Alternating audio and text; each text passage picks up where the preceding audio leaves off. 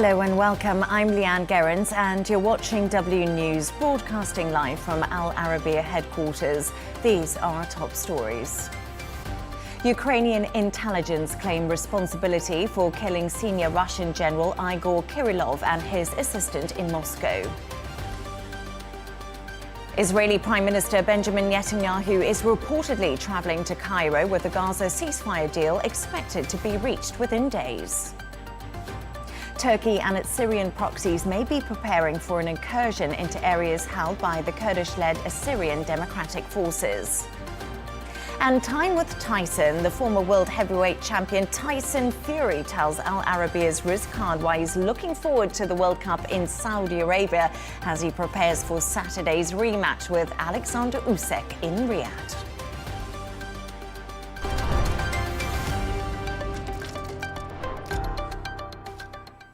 Now to our top story. Ukraine's intelligence services killed the head of Russia's nuclear, biological and chemical defensive forces in Moscow earlier today. Igor Kirillo is the most senior Russian official to be assassinated inside the country by Ukraine and was recently charged by Kyiv's security service for the use of a banned chemical weapon. Russia says it's treating the death as a terrorist act and has vowed to get immediate revenge.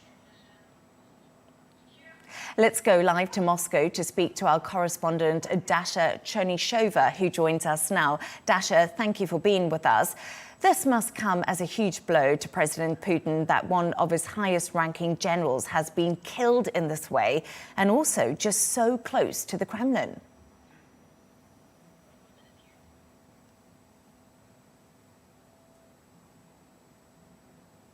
Well, indeed, there are many speculations with regard to how that was allowed to happen and why security for one of Russia's top generals was actually that weak that it had happened. Now, we understand the Kremlin has remained tight-lipped on this matter. However, the Russian officials have all been saying that there has to be the retaliation for these acts of terrorism. Some have also concluded that Ukraine is likely behind this assassination.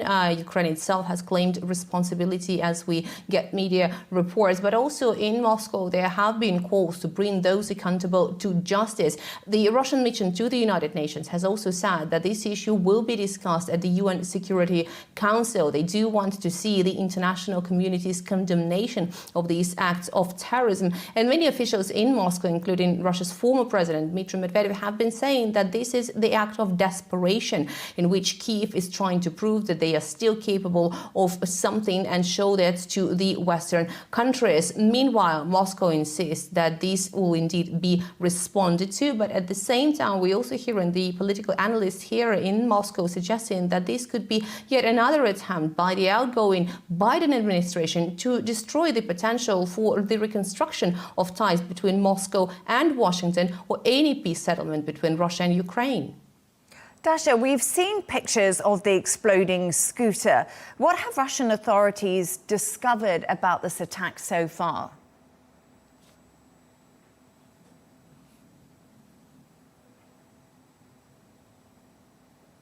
Well, we know that the investigators and forensic experts have worked at the scene for about 11 hours, and they, according to some reports, have taken the car of Igor Kirillo from that he used and was given to him by the Russian Ministry of Defense from that scene.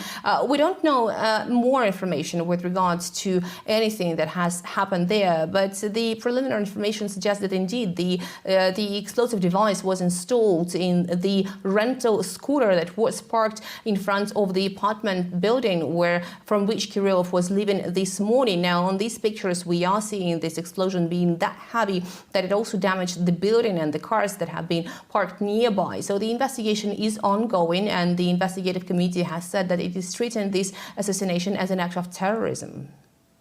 Kirillo had been accused of using banned chemical weapons during the war with Ukraine. Is this why he was targeted, possibly?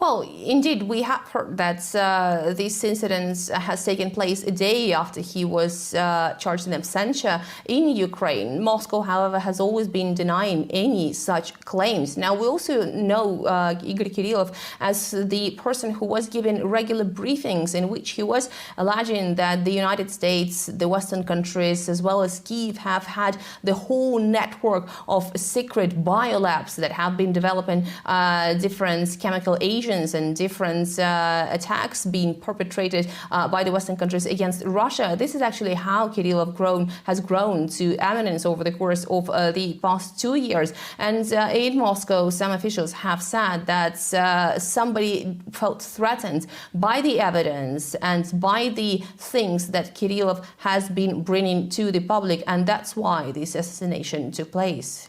Dasha, Chernyshova in Moscow, thank you for joining us. Let's get into this further with former British Defence Minister Tobias Alwood, who joins us now.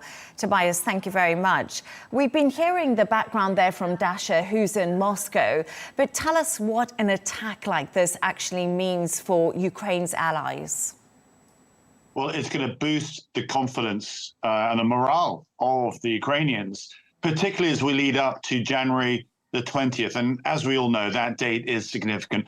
Both sides, Russia and Ukraine, know there's simply just 1 month left until Donald Trump returns to the White House, which will place huge pressure on both sides for this ceasefire, potential discussions for a political agreement of some form, a deal and so forth.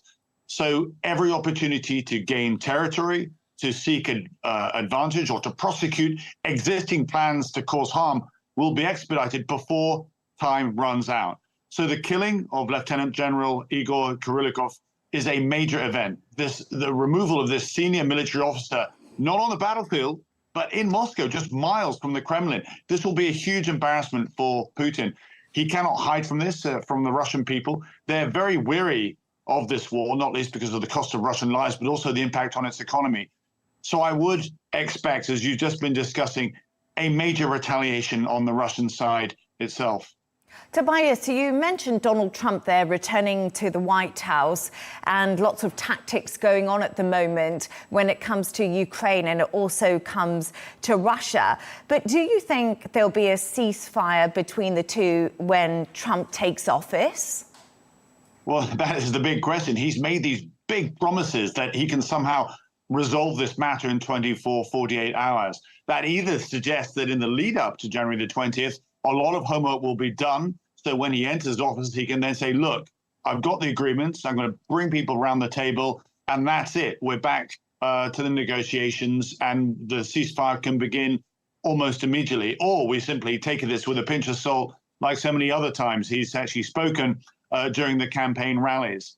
But the bigger picture is this war has now been raging for almost 3 years. And there's a fundamental question as to why the largest, most potent military alliance the world has ever seen in the form of NATO wasn't able to put this fire out. That somehow the bully has been able to get away with gaining territory, 1/5 of another country, and the West wasn't able to stand up to this. So there could easily be an agreement, but it leaves Putin in office. It leaves Putin to rearm, regroup, and fight again. And that's the most dangerous aspect of this, because as I've been saying in Britain, and indeed others have been saying in America as well, this isn't about Ukraine. This is about an ideological threat that Putin poses as it saddles up with China to reinterpret our global order.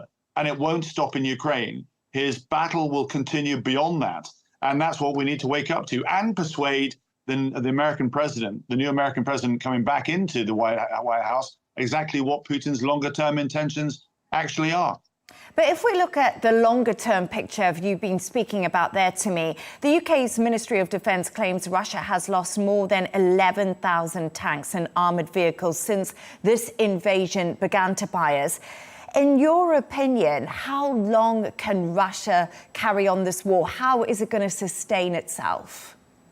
Well, this is perhaps the power, the lure that Putin actually has over his own people. He was seen as the savior, when the collapse of the Soviet Union, to come back in and give a sense of gravitas, a sense of purpose of rebuilding Russia. So many of the Russian people see him as the savior, and so they tolerate Putin and what he's actually doing here. There's also the longer-term issues that Russia is able to endure hardship in a much higher level than the West is. When we lose troops on the ground and so forth, there's an immediate pressure in the public debate, to withdraw, to remove, to retreat, and so forth. But the motherland is able to actually continue going. He's moved his country to a war footing and determined to see this out. And perhaps that's what's tested the West's appetite to provide and continue support for Ukraine. But we've been spooked from the very start by Putin's rhetoric about wanting to go nuclear, about the escalator ladder, climbing out of control, rather than showing some, Cold War statecraft.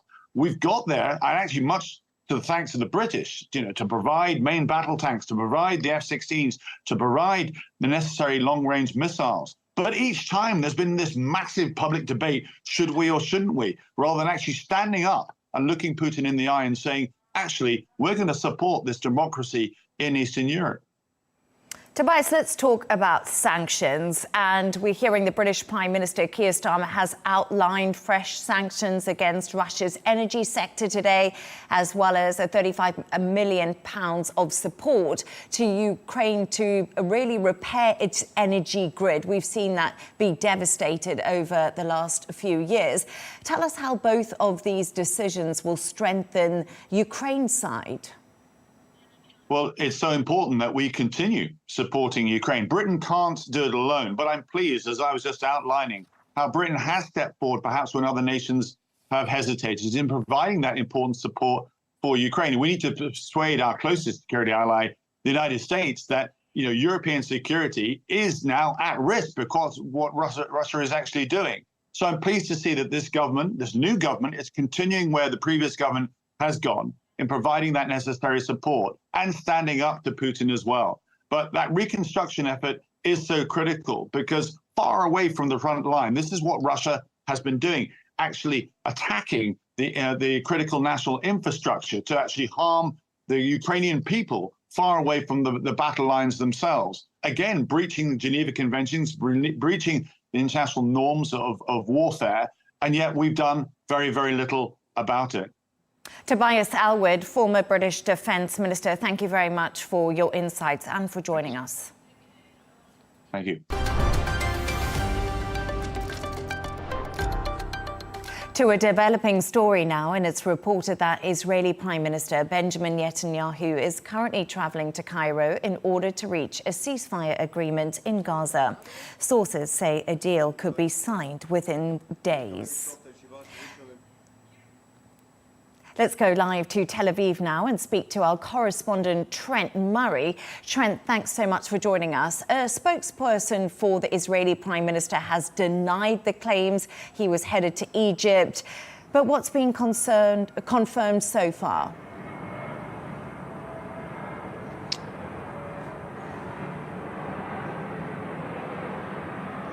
Yeah, Leigh Ann, that's right. We're tracking this very closely. This report was released by the Reuters news agency, suggesting that a deal could be signed within days and that Prime Minister Benjamin Netanyahu was travelling to Cairo to join the talks. His office almost immediately came out and denied that was true, saying he was not in Cairo and he was not travelling to Cairo. They in fact released photos of him in Syria, believe it or not, on Mount Hermon, which is that tallest peak on the Israeli-Syrian border that the IDF claimed quite quickly after the fall of Bashar al-Assad. But certainly more broadly, on the ceasefire negotiations, there is speculation building that something is coming. We have heard from the US National Security Advisor John Kirby, who has spoken in the White House in the past few hours, saying that based on what the Israelis are telling Washington, a deal is getting closer and that there is some cautious optimism. But he also said, rightly, that we've been here before, we've been close and have just not managed to get it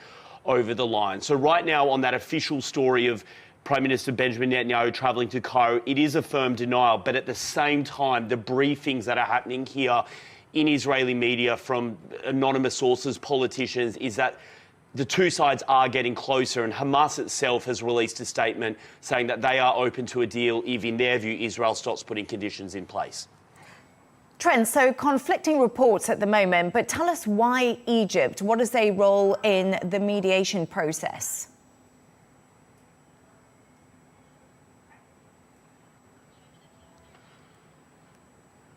Well, look, 438 days it has been since this war, and really since the beginning, Egypt has been a pretty important conduit between Israel and some of those Palestinian militant groups like Hamas and Palestinian Islamic Jihad. They have been able to host representatives from both sides, from the Israeli security establishment and from those Palestinian groups themselves. We also know Qatar has tried and has been involved in the negotiations, but it really has been Cairo where some of those previous ceasefire agreements have been able to be hatched and planned. We, of course, saw some of those hostages returned around 6 months after October 7th, but there's been no breakthrough since then. So undoubtedly, Cairo really is a focal point right now in all of this. We do know that leaders from Mossad and also Shin Bet, which are the two intelligence agencies in Israel, they have been in Cairo in recent days joining these talks. So look, all eyes are on this right now. As I say, over 100 hostages still being held by Hamas. The death toll, according to the Palestinian Health Ministry,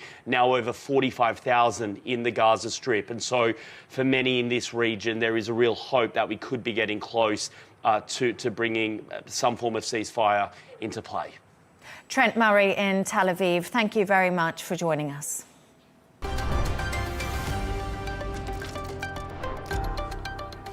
Now, Canada's Prime Minister Justin Trudeau is dealing with more pressure on his leadership as his ministers disagree on how to deal with the incoming US President Donald Trump's threat of 25% tariffs. The Finance Minister, Chrystia Freeland, has quit with a stinging condemnation of Trudeau's plans. She's already been replaced, but there is still no obvious solution to the dealings between Canada and the US, as Caroline Malone reports from Washington. All smiles by the incoming Canadian Finance Minister Dominic LeBlanc. But he knows there's a serious matter at hand. Only a month left until US President-elect Donald Trump comes into power, when he could enforce 25% tariffs on all Canadian goods. But unlike his predecessor, LeBlanc was on a recent trip to the US to visit Trump. I was at the dinner at Mar-a-Lago 2.5 weeks ago and saw two leaders focused on a number of priorities, both in the Canada-US context, but talking about global issues as well. It's not just Canada, but BRICS countries, including China, Europeans and others which could be impacted. Trump says he loves tariffs and has again insisted, as recently as Monday, that they will be good for the United States, as he says they were the last time he was president. And we have all the cards. And until I came along, don't forget, and Howard was going over the numbers with me last night, we took in $600 billion and more in taxes and tariffs from China. As we know it now. There is also for Canada, though, the tricky issue of trying to deal with what Trump sees as a border issue. He's campaigned on a promise to crack down on illegal immigration and the flow of drugs, particularly fentanyl, from Mexico and Canada, with the threat of tariffs potentially a way to force them to act. But the US-Canada border is vast, and despite new barriers for vehicles, it is easier for people to walk through. We're in charge of all of the border between Canada and US, with the notable exception of the designated point of entry, where it is the CBSA, the Canadian Border Service Agency, that has the mandate to man those posts. Prime Minister Trudeau is considering increasing spending to boost border security. But there is still opposition to that idea. Some people think it will put Canada in a bad position to deal with economic hits from possible tariffs. While Ottawa's government reels, the US president-elect is piling it on. In one of Trump's latest social media posts, he joked that the great state of Canada is stunned as the finance minister resigns or was fired from her position by Governor Justin Trudeau. And while Canada is clearly not part of the United States, the US is its biggest trading partner, with goods exchanged worth more than $900 billion a year. And any hit from tariffs on those deals could be economically devastating. Caroline Malone, Al Arabiya News, Washington.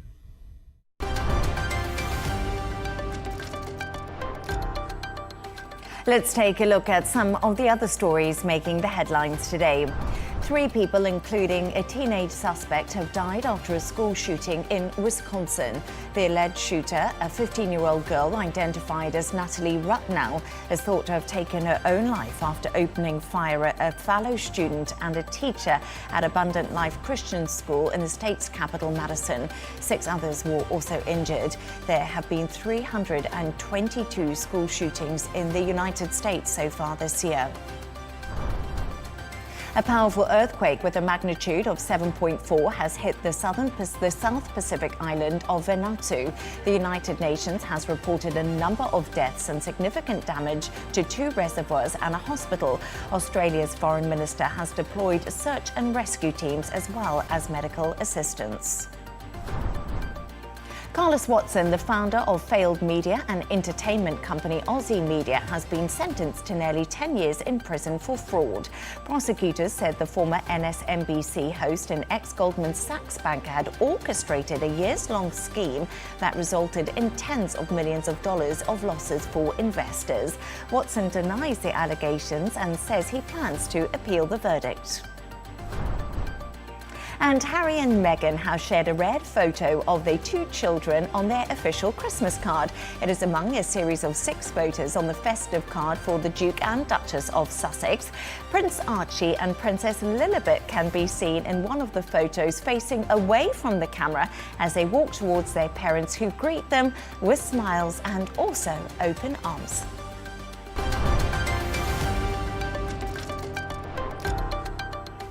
To the ongoing crisis in Syria now, and Turkey may be preparing for a military offensive against the Syrian Democratic Forces.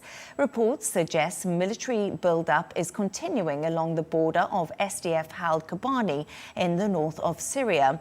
The moves follow the end of a US-mediated 4-day ceasefire between the Kurdish-led SDF and the Turkish-backed SNA. Let's speak to Vladimir Van Venberg, journalist and co-author of 2 books on the Syrian Kurds. Vladimir, thank you so much for joining us. Is a Turkish offensive likely to happen in the coming hours or days? What's the mood or feeling on the ground? Well, there were attempts by the United States to mediate between the Kurdish-backed forces and the Turkish-backed forces. But those attempts failed because the Kurds are saying that the Turks wanted to build a military base not very far from Kobani, and they didn't accept that. But until now, so today there were apparently already fighting between Turkish-backed groups and Kurdish-backed forces near the Tishrin Dam. So it seems that the conflict is increasing again after like 4 or 5 days of non-fighting.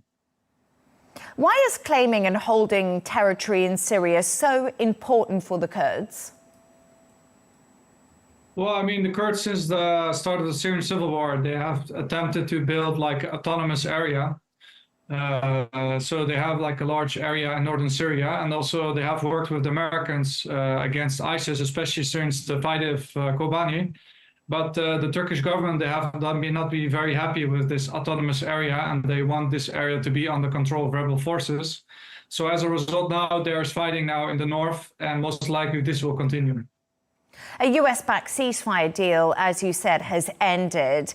But do you think there are ongoing background efforts to prevent an all-out conflict? Yeah, the US, they are afraid that this could hinder the fight against ISIS. The Kurds in Syria have been the main ally for the US against ISIS in northern Syria. So they worry that the fighting and the operations against ISIS will be suspended because of this war. Also, the Kurds, they hold like around 50,000 people, ISIS families in camps in northern Syria, and also ISIS fighters. So they also worried if Turkey will attack attack the Kurds, that these people could run free. So they're afraid that those people could be released. So that's why there's now efforts by the US to stop the fighting. But it seems that there was some small fighting near the Tishrin Bridge, the Tishrin Dam. And what does this mean for people who are living in the area? Well, I mean, especially the people in the city of Kobani, I talked to them today, they are very afraid of such an offensive because also there have been human rights abuses by Turkish-backed groups, and they are afraid that if those groups would attack the area, they could be displaced, but also if these groups take over these areas, they could be prosecuted for their ties to the previous administration. What are the Kurds eager to see from a new Syrian government in the coming weeks? Well, the Kurds have been sending several signals that they are willing to talk with the new government led by Ahmed Shara Jolani. They want to have their security forces to be united under a Syrian roof, but they want to stay autonomous. So they still want to have a separate administration, but like a decentralized administration. So what they're basically asking for is like a decentralized Syria with autonomy for the Kurds. And they say that all options are open for talking with the new government in Damascus, but so far there have been no talks between the both sides. Journalist and author Vladimir Van Venberg, thank you so much for joining us. You're welcome.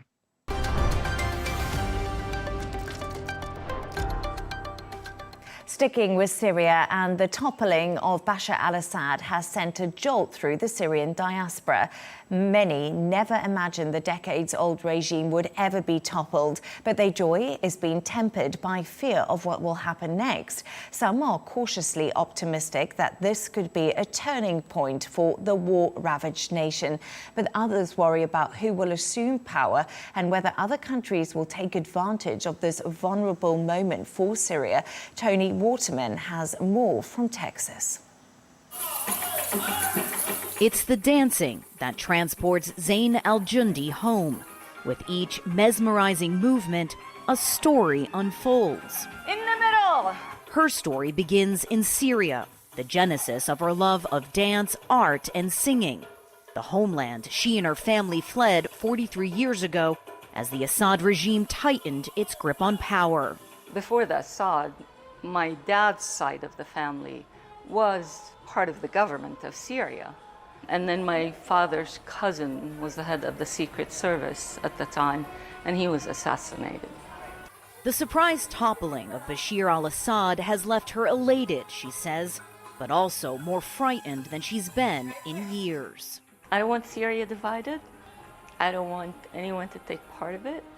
I don't care if they are within Syria or from outside of Syria.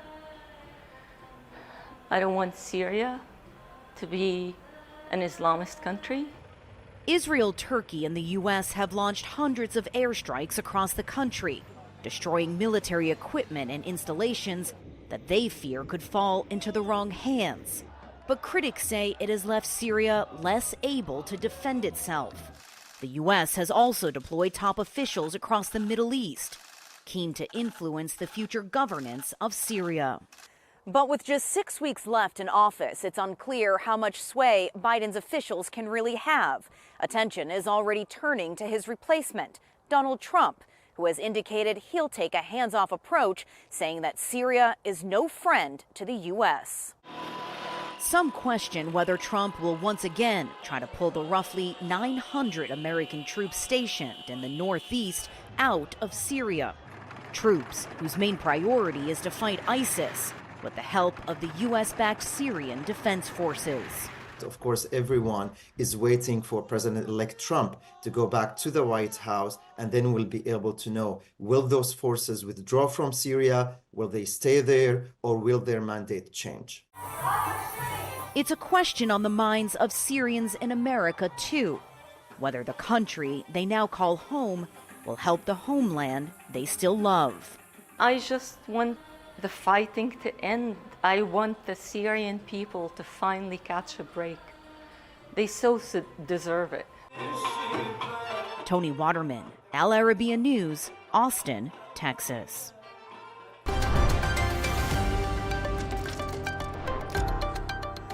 Let's take a look at the top business news. President-elect Trump has met with the CEO of TikTok at his Mar-a-Lago estate in Florida. The social media platform will be banned in America unless it's sold by Chinese parent corporation ByteDance by the 19th of January because of its alleged links to the Chinese state. Both TikTok and ByteDance deny the claims. India's gold imports are expected to slow this month following record sales in November. Gold imports more than doubled last month, reaching a record $14.8 billion. Analysts believe the drop could help India narrow its trade deficit and push up the rupee. Now turning to sports news. And legendary Brazilian striker Ronaldo has announced plans to run for the country's football association and recover the prestige of the national side.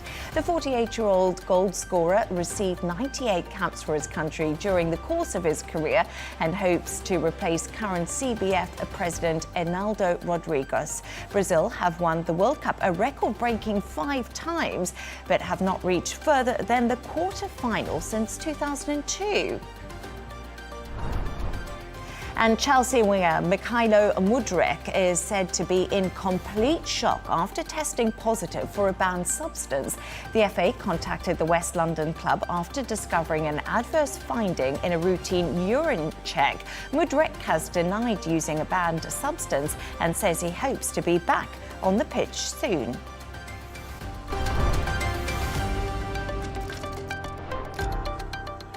And staying with sports now, and two of the most famous names in modern-day boxing, Tyson Fury and Alexander Usyk, will reunite in the ring at the Kingdom Arena in Riyadh this Saturday. Ahead of the rematch, Al Arabia's Riz Khan sat down with Fury and asked him his thoughts on the fight, a future clash with Anthony Joshua, and the 2034 World Cup in Saudi Arabia.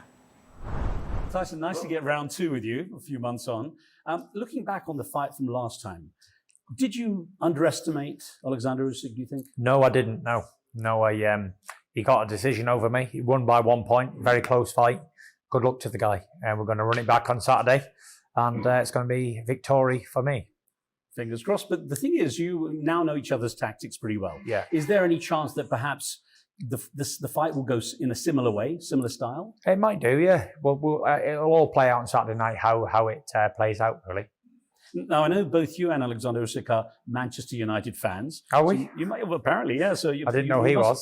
You must be both happy about it, the victory against the arch rivals Man City. Yes, good little victory. Yeah. City are on a big losing streak at the moment. But it also came at a time when Saudi got announced with the FIFA 2034 Cup. Yes. Now, knowing the country as you do, with the sports here, what do you expect from a Saudi World Cup? I think it's going to be a fantastic World Cup. First of all, congratulations to Saudi on getting the FIFA World Cup 32. I think it'll be a fantastic event. Any sporting event that's held in Saudi is usually a marvellous event. So I'm sure the biggest sporting event on earth, the FIFA World Cup, will be even bigger. Now, it's true because when you look at boxing along with football, UFC, tennis, Formula One, and Live Golf, for example, it's transforming the Saudi scene. And what's it like for you to have played quite a major role in that kind of transformation? It's been fantastic. It's been a fantastic opportunity for me to come here and showcase over in Saudi Arabia and also get the biggest fights that's possible on earth. Well, so many of the great popular dramas of our time, from The Godfather to The Matrix, The Lord of the Rings, have been trilogies. Even your own famous trilogy versus Daytona Wilder. Now, His Excellency Turki al-Sheikh recently said he wants you to do the job in the rematch to pave the way for the Fury-Usyk trilogy next year. What do you think? Will that trilogy happen? I think it's going to happen, yes. I think it'll happen. When I win on Saturday night, I think there's got to be a trilogy next year for sure. Now, there are fans, millions of fans who'd love to see you, still eager to see you fight Anthony Joshua. You famously said Joshua was losing to Dubois cost you £150 million in lost revenue for your super fight against him. What would the trilogy take precedence over a Fury versus Joshua? For sure. Fight? Joshua's in tatters at the moment. He's got to pick up the pieces from his last fight. But the fight with Usyk, again, the one on Saturday and then one afterwards will be fantastic for me. Now, Mike Tyson has thrown his support behind you in your fight with Usyk. And we just saw him step into the ring and lose to the YouTube megastar Jake Paul last month. What did you make of that bout? And just out of curiosity, would we ever expect to see you fight Jake Paul when you're 58 maybe? No, definitely not. Not for me at 58. Mike's an awesome guy, and to get back in the ring at 58 takes a lot of guts. He needs to be respected for that. And, it was big for boxing, one of the biggest fights that boxing's ever seen with Jake and Mike. And I thought it was fantastic. Obviously Mike didn't get the result, but it was good for Mike, good for Mike's pocket, and good for Jake's pocket too. So fantastic for boxing. When I asked you last time, though, would you step into the ring at around 60? You said, if the price is right. Always. I'm a prize fighter. Okay. Now it's coming. This bout's coming around near the Christmas time, the Christmas season for people in the Western world, especially. And I wonder what the Fury household is like around this time of the year. Mayhem. There's a lot of sweets and chocolates and cooking going on. A lot of action.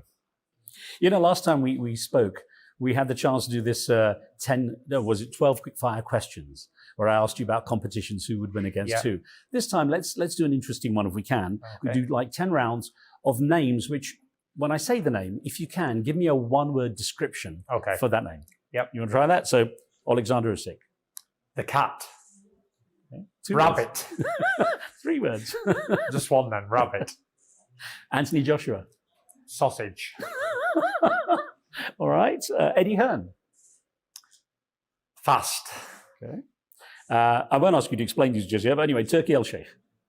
Excellent. Okay. Donald Trump. President. Elon Musk. Genius. Muhammad Ali. The greatest. Well, that's 2. Mike Tyson. Legend. Okay, and then your dad, John Fury. Papa. Be careful with this last one. Your wife, Paris. A witch. We'll have to cut that one, I think. That'd be all right. Tyson Fury, thank you so much. Really, what a pleasure. All the best. Thanks Always. again. Thank you, sir. All the best.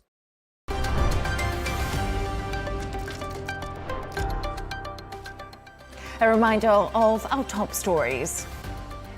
Ukrainian intelligence claim responsibility for killing senior Russian General Igor Kirillo and his assistant in Moscow. Israeli Prime Minister Benjamin Netanyahu is reportedly traveling to Cairo with the Gaza ceasefire deal expected to be reached within days. Turkey and its Syrian proxies may be preparing for an incursion into areas held by the Kurdish-led Syrian Democratic Forces.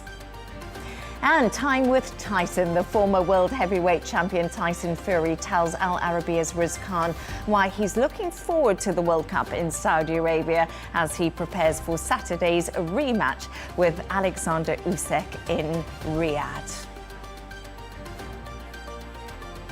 And that's all for us on W News. Thanks for joining us, Riz Khan. He's coming up next. And don't miss Tom Berger's Watson with GNT. Good night.